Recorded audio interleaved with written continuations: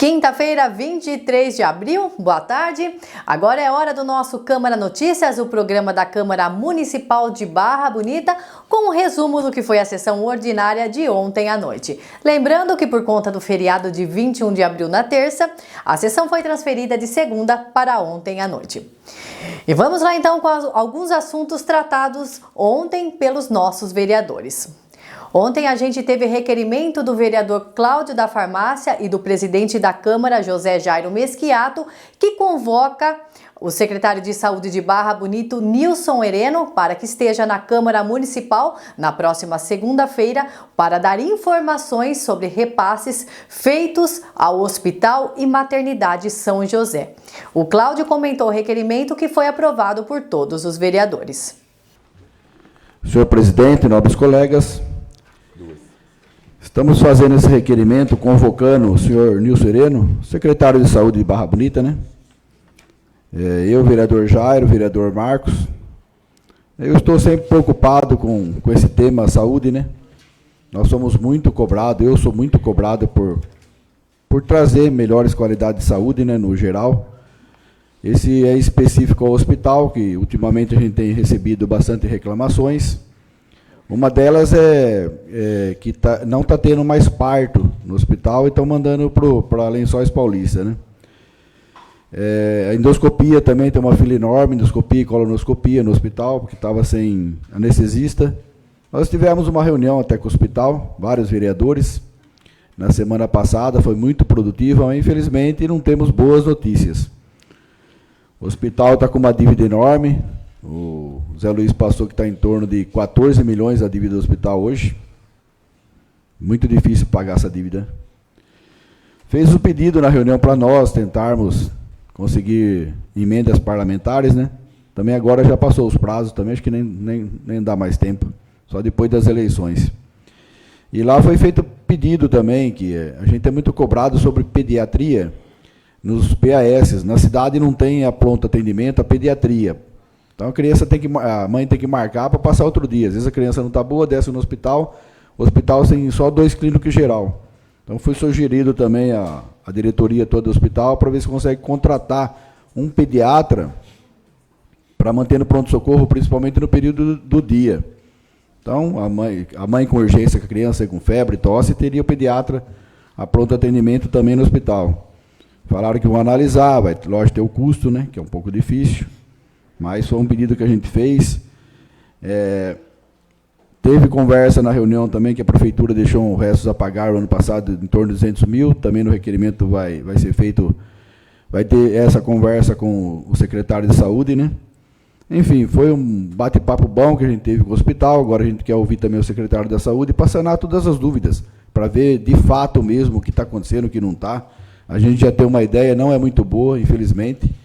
Mas eu quero falar para a população de Barra Bonita que nós estamos esforçando ao máximo para tentar melhorar a saúde dos PAS, no hospital principalmente. Se a gente precisa, a gente tem que correr no hospital e maternidade, todo mundo precisa. Às vezes não dá tempo de outra cidade, e nós temos o hospital aí. Como é repassado esse recurso mensalmente ao hospital da prefeitura, nós temos que fiscalizar, temos o dever de fiscalizar, saber tudo o que está acontecendo. E nessa convocação também tem outras perguntas ao secretário, sobre o centro de especialidade, enfim. É bom ele vir mesmo para a gente bater um papo, saber tudo o que está acontecendo na saúde. É uma forma também do Legislativo pressionar também, tanto a diretoria do hospital como o Executivo, para sempre dar essa melhor qualidade à nossa população. Então, peço voto favorável a todos. Obrigado. O assunto sobre os prédios escolares voltou a ser tema de discurso da vereadora Poliana Quirino através de moção de apelo. Senhor presidente, nobres colegas, ao público que nos acompanha e a todos que nos acompanham pela internet.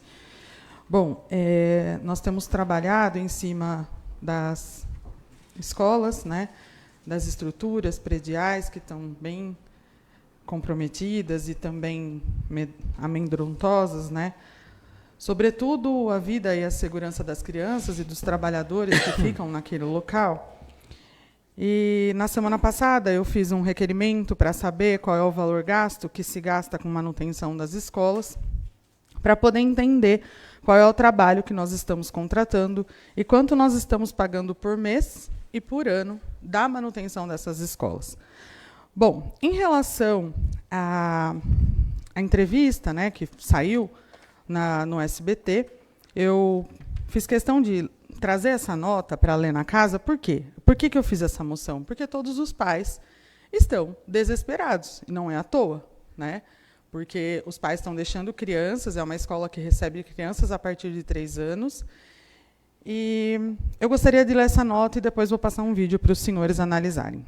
Bom, eles disseram que a Prefeitura informa que realiza manutenção permanente nas unidades da rede municipal de ensino por meio de empresa contratada exclusivamente para essa finalidade, garantindo agilidade e atendimento contínuo às demandas das escolas.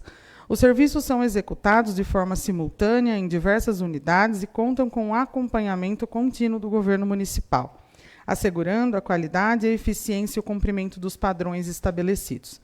Na CEMEI, Prefeito Antônio De Luca, no bairro Coab, foram realizadas recentemente melhorias, como a construção de rampa de acessibilidade, pintura, solução de vazamento no teto e implantação de sistema de combate a incêndios, conforme registros fotográficos. A Prefeitura destaca que eventuais apontamentos são prontamente verificados e ajustados, reforçando o compromisso com a transparência e a boa execução dos serviços. E o governo municipal reafirma o seu zelo permanentemente com a educação, mantendo e acompanhando o contínuo investimento constante para garantir ambientes adequados, seguros e de qualidade para toda a comunidade escolar. Como eu disse, o Alexandre havia falado sobre isso e postado uma moção na casa, ou seja, não era surpresa para ninguém do poder público a situação daquelas privadas, que me deixou horrorizada diante da situação caótica de todas as escolas, e é o que tem mais chocado todos os pais, e as famílias, e os professores, e os trabalhadores dali. Eu vou passar um vídeo, e, assim, não é sensacionalismo, é a vida real dentro das escolas. Pode passar. Essa é uma cena que acontece diariamente. Por quê? Como a criança de 3 anos ela tem medo de sentar nessa privada e cai dentro da privada, ela acaba fazendo as suas necessidades no chão. Essa cena choca, né? É minimamente desagradável. Agora, imagina viver isso todos os dias. Quem tem que limpar esse banheiro? São as zeladoras, as monitoras, que recebem um salário mínimo. E eu queria entender também se naquela comissão de avaliação de desempenho de função, se iriam ser avaliados as diversas funções e desvios e sobrecarga dessas trabalhadoras. Porque são elas que abrem a escola, são elas que limpam, e não tem equipe para que cada um faça a sua função. É todo mundo fazendo o de todo mundo. É todo mundo botando a mão na massa. E até quando nós vamos aceitar a situação de uma escola nessas condições?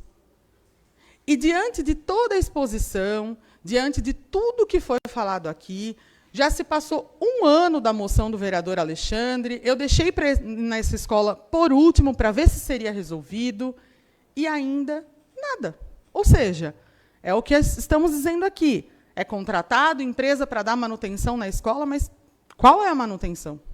É pintar por fora para dizer que está bonito, para os pais ficarem satisfeitos e entrarem dentro da escola, e a gente não tem tempo para entrar no banheiro, porque muitas mães vão na reunião de seus filhos e sempre precisam sair com pressa para poder trabalhar. E nem todas têm o direito de participar de reunião, porque esses direitos são negados para as trabalhadoras. Então, não é que é desleixo de pai e mãe não acompanhar a situação das escolas, também não é desleixo da equipe pedagógica da escola em relação a isso, porque elas fazem os apontamentos, elas fazem os pedidos. Também não é falta de limpeza das trabalhadoras, porque esse banheiro existe há mais de 40 anos e está nessas situações precárias. Crianças tendo medo de usar banheiro e fazendo suas necessidades no chão. E aí, sabe onde elas têm que limpar essa criança? Num colchonete no chão. Esse é o retrato da educação de Barra Bonita. Então, gostaria de dizer, né, que uma prefeitura que não cuida de escolas, para mim, é uma prefeitura que não tem prioridade de cuidar de gente. Porque, primeiramente, nós precisamos valorizar a primeira infância do nosso município. Escolas é prioridade, saúde é prioridade. E a gente não vê nenhuma movimentação em relação a isso. O que é gasto de cargo de confiança por mês, que eu sei que precisa existir isso, mas a gente gasta por mês R$500.264 com gratificação. Eu sou super a favor das gratificações e também dos cargos de confiança, porque sabemos que cargos de confiança precisam existir nos lugares. E as gratificações para os trabalhadores e servidores que exercem um trabalho de responsabilidade também é necessário existir, desde que não seja a única prioridade da prefeitura, em ser um cabideiro de emprego, onde se gastamos 10 milhões por ano com cargos de confiança. 1 milhão, nós resolveríamos o problema de uma escola por ano. Nós mandamos para Relações Públicas e Comunicação 1 milhão em 2026, o orçamento foi aprovado. 1 milhão. Eu não estou dizendo que comunicação não é necessária. É necessária, mas cadê a preocupação com a reforma das escolas? 1 milhão por ano seria o necessário para deixar as escolas redondinhas e funcionando, minimamente decente para as crianças estarem seguras e para os trabalhadores trabalharem em paz e em segurança. Então, também, nós vemos as relações institucionais. Ela sobe o orçamento de 2025, era um valor de 244 mil. O prefeito, a prioridade dele foi mandar para as relações institucionais, que é uma pasta que só dialoga, 639 mil. Pasmem! R$500 mil, reformamos escola. Então, quais são as prioridades? Até quando a gente vai falar aqui? A primeira denúncia foi enviada para o Ministério Público com todas as situações de todas as escolas e a defasagem dessas servidoras, porque eu pude acompanhar.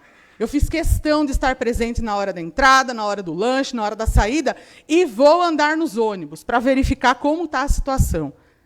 E aí é diretora tendo que ir em ônibus, é monitora trocando criança, e a escola não pode parar. Imagina se a escola fecha as portas e fala, hoje não vai entrar ninguém. Eu quero ver o que vai acontecer. Então, está na hora de Barra Bonita rever as suas prioridades e parar de ser taxada como uma prefeitura de cabide de empregos. Porque parece que é só isso que se preocupam para destinar o orçamento. Nós precisamos, de fato, não só no discurso, mas se preocupar com a educação das nossas crianças. E aí nós temos que ouvir em entrevista do prefeito, que vai dizer lá na entrevista que a gente fala para meia dúzia de pessoas. É 6 haters que não gostam dele, que criticam o trabalho dele. Despreza totalmente a opinião pública, a opinião desses servidores que está carregando a escola nas costas. A meia dúzia de hater. Essa é a conversa. A arrogância, que ainda não aceita o que está acontecendo, querendo dizer que é mentira. E dizer também que a denúncia que a gente faz, ou que o nosso trabalho, quando nós achamos que estamos denunciando para o universo, não chega nem na esquina. Mas o importante é que quem tem que fazer é ele, quem tem que tomar as atitudes são ele. E se ele não faz, os pais estão cientes da situação que está as escolas. Então, a nossa parte como legislativa é essa. É falar, cobrar e apontar os erros. É importante dizer também para as pessoas que dizem, e por que você não faz nada? Porque eu não tenho poder para fazer nada. A palavra executivo vem da palavra executar. Quem tem a caneta para poder executar e apontar aquilo que, de fato, é urgente em Barra Bonita é o senhor prefeito Manuel. É só isso. Muito obrigada. Valgirioli apresentou moção de apelo para melhorias na iluminação da Praça Almirante Barroso na orla turística da cidade. Senhores vereadores, já está marcado para o dia 9 agora, do próximo mês, nós vamos inaugurar a Praça Vitório Risso, que todo mundo aprovou o nome, e onde nós vamos colocar à disposição aquele blindado que nós ganhamos do Exército Brasileiro, um blindado hoje que vale, em leilão, mais de R$900 mil. Através de vários amigos, nós conseguimos arrecadar fundos e reformamos ele. Está zerado, está bonito. Até a iluminação interna dele nós o fizemos. Nós vamos colocar no dia 5 lá, vamos adesivá-lo no local por causa do transporte, pode riscar os adesivos dele. Mas isso é só um exemplo. Então a praça ali ia ficar uma maravilha. O Toninho da Rio está bancando tudo, está fazendo tudo. Vai ser uma maravilha, um cartão postal de Barra Bonita que todo mundo vai querer ver isso.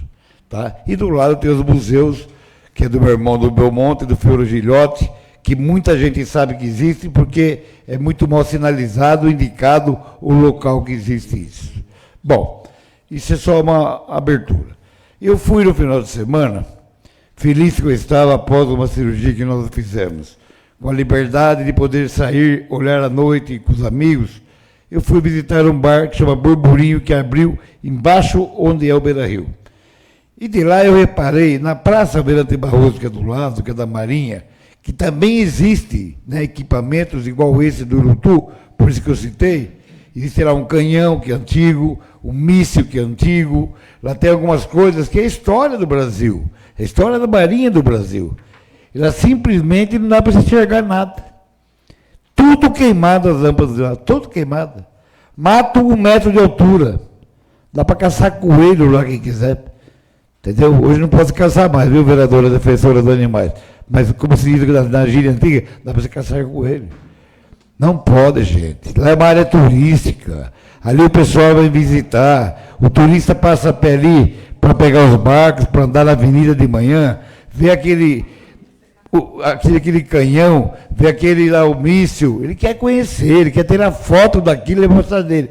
Agora ele tem medo de pisar numa cobra, pisar num rato, pisar em alguma coisa que existe também embaixo daquele mato. Não pode acontecer isso.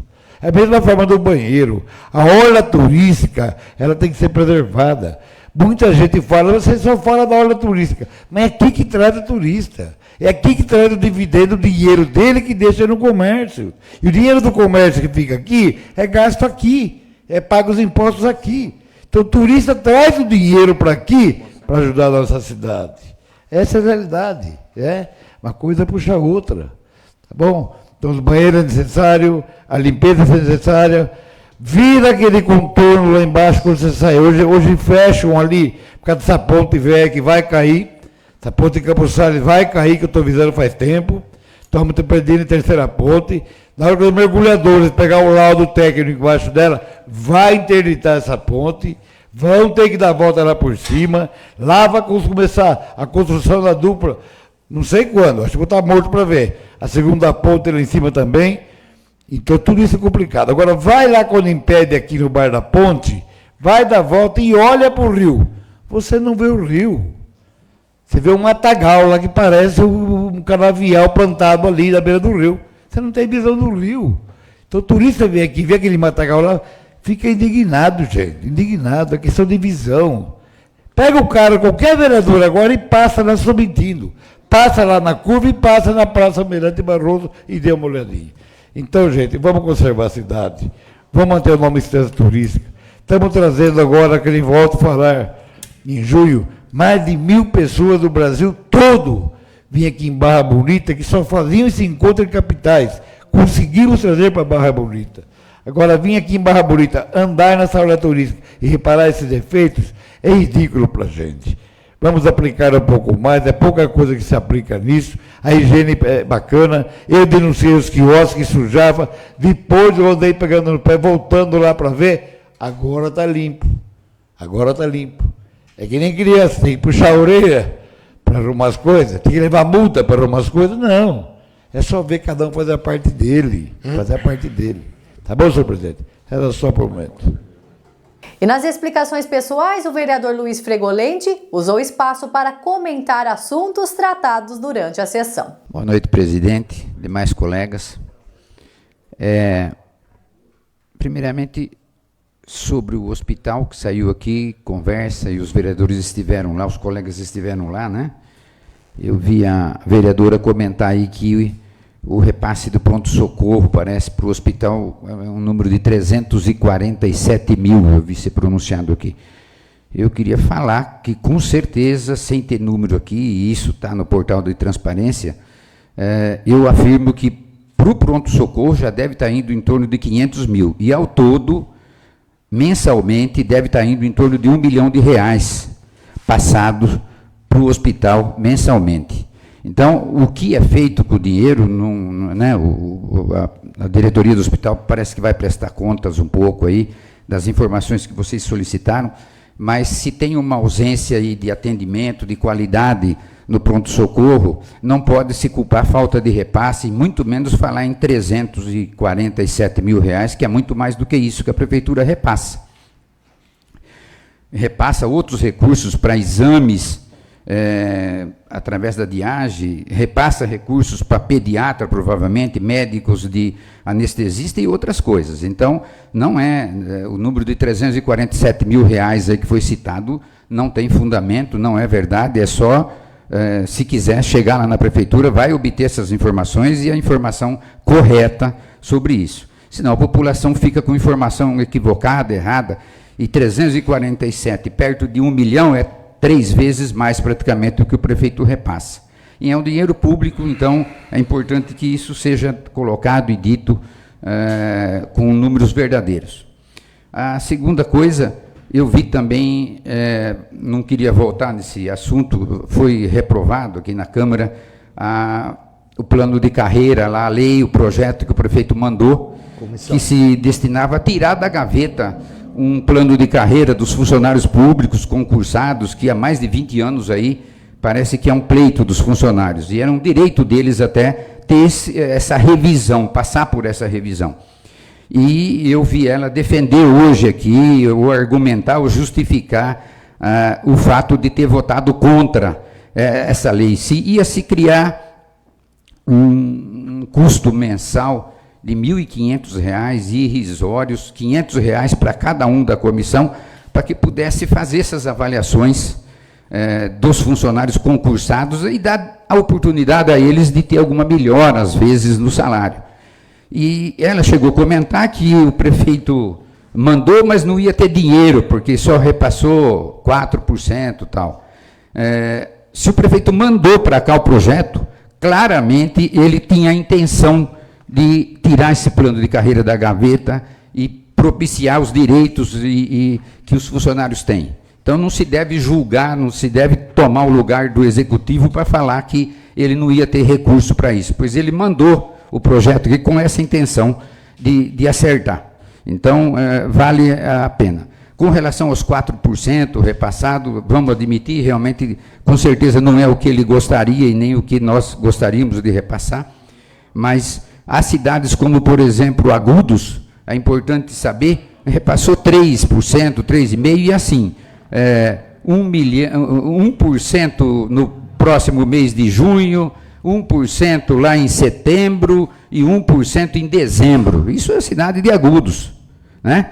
Então, há de se reconhecer o esforço do prefeito em tentar passar esses 4%. Eu sei que todos nós gostaríamos que fosse mais, e com certeza ele também comentou isso, mas com coerência, com responsabilidade, tem que se fazer aquilo que é possível honrar depois. Então, fica aqui. Com relação à Casa da Criança, principalmente seção Andorinha, eu também tomo as dores e cheguei a conversar com o prefeito, pessoalmente, pedi que ele olhasse com carinho isso daí, de uma forma separada, ver se poderia ser feito alguma coisa a mais. Ele não deixou prometido, mas ficou de dar uma olhada nesse assunto, para a Casa da Andorinha e para as demais creches, né, ligadas à Casa da Criança.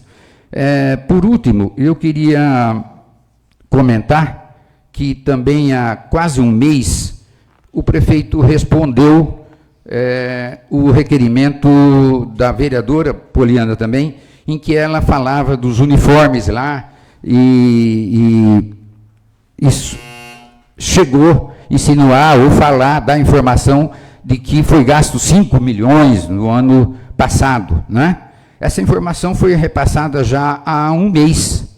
Aqui, todos nós tivemos conhecimento, eu não precisei mais do que 15 minutos para somar ali e ver que isso era em torno de 800 mil a compra e não 5 milhões, ou seja, foi estimado aqui 7 vezes mais do que foi gasto. E faz um mês que está na mão da vereadora, e eu estava esperando ela, talvez esses dias, essas sessões todas, vir aqui, pedir desculpa para a população, pedir desculpa para os eleitores, para o povo em geral, e até para o prefeito, né? Por ter colocado um número astronômico, aqueles números mirabolantes, lá, aquelas coisas lá, e depois que recebe a informação, não vem aqui se desculpar, não vem aqui trazer a verdade que se gastou aí 2, 3 quilos de papel aí para mostrar.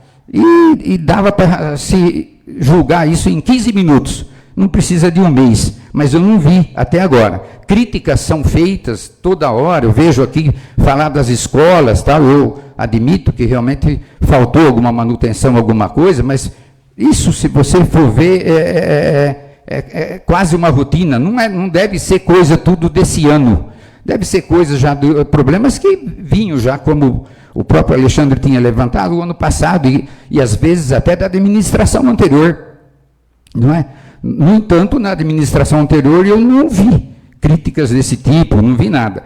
E o ensino nosso merece, a nossa educação, as nossas escolas merecem ser lembradas que elas foram premiadas aí, tanto no âmbito federal quanto no âmbito estadual, né? Pela qualidade do ensino e tal. Sabemos que é esforço dos professores, mérito dos professores, mas não é só crítica que cabe também, né? Era só isso. Obrigado. E foi isso, gente, um pouco do que foi a sessão de ontem na Câmara dos Vereadores de Barra Bonita. Mais informações você acompanha a qualquer momento aqui mesmo na nossa página no Facebook e também no nosso site. E o nosso programa volta ao seu dia normal na próxima terça-feira. Até lá, tchau!